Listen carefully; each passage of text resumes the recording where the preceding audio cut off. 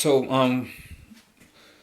while we work in this shower, I wanna guide you through some steps that I take to put the tiles on the walls. I like to finish the shower and put the grout inside the shower tiles before I put the walls. I cover the areas, and the reason is that I like to seal all the bottom before I see some tiles on top, because I know that the water sometimes can actually go behind it. So the idea in this case is to measure everything really well. Make sure that you pull out some lines, some straight lines, whatever you want to finish your tile. You want to put your bull nose or your end caps or whatever you want to, however you want to finish it. You want to make sure that you measure and you account for that, because it plays a big role as you work in your shower. In this case, I'm going to stagger the tiles, so I'm going to work in the best way that makes sense. And also I want to make sure that everything is nice and level. This shower is it's really well leveled, but anyway, you have to keep correcting things, because things happen. Even the tiles sometimes are a little bit different in sizes. So let's start by that. Let's start by measuring everything, by putting everything the way it's gonna be before you actually start cutting tiles. So one thing that you need to be careful when you're working with these tiles, even if it's, I mean, yeah, even at the time where I've done a lot of showers already in my life, but you want to make sure that the first row is as level as possible. And so for that, like in this case, may not see much, but there is a little angle cut over there on the top, on the sides and everything. So you want to make sure that those lines are nice and level, so you can continue with the other lines well. This is the name for reference of the tiles or purchase in a place called Lowe's. Let me get this better. Okay, there you go. And Lowe's, so that's the thing. I'm gonna stop it here for a second.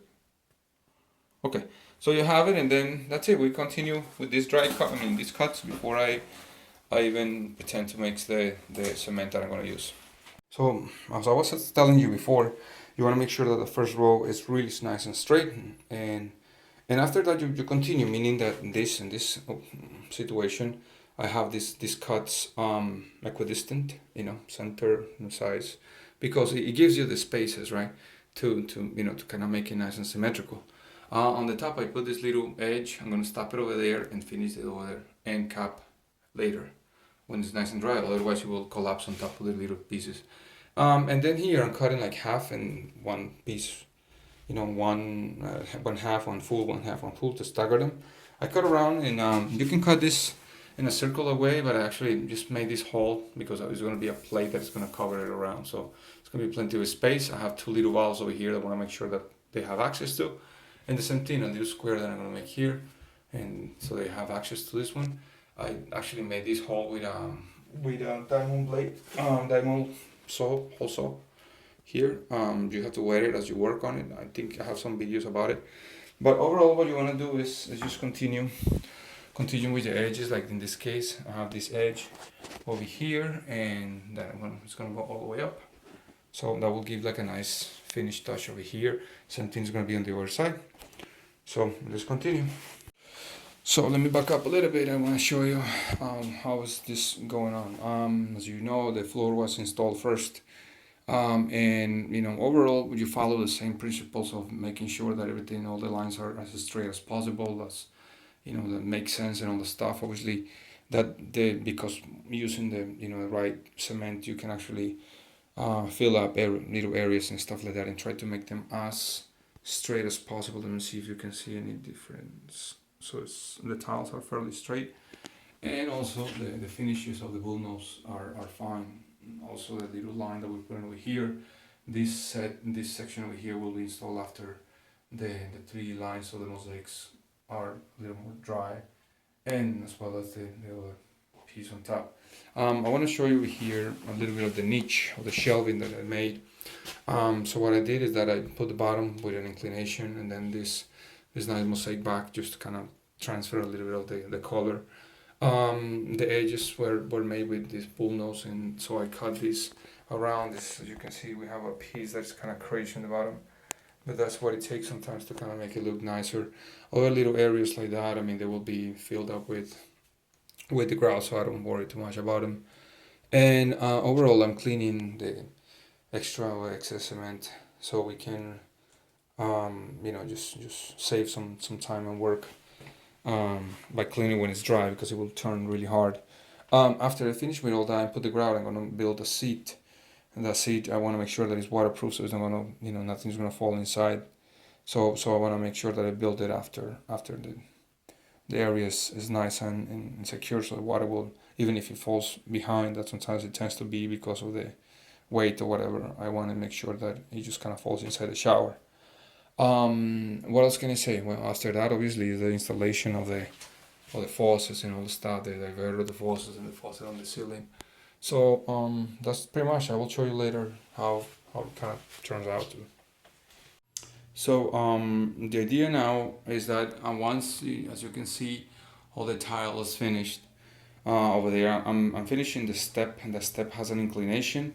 All these edges were cut in 45-degree angles inside, including the sides as well. So now you have a nice edge that is really nice and finished.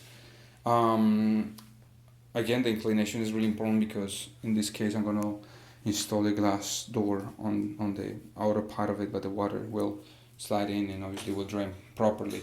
Once that is done, I'm gonna put the grout and then build the seat. The seat is gonna be some sort of like a triangular type of seat. I'll show you later.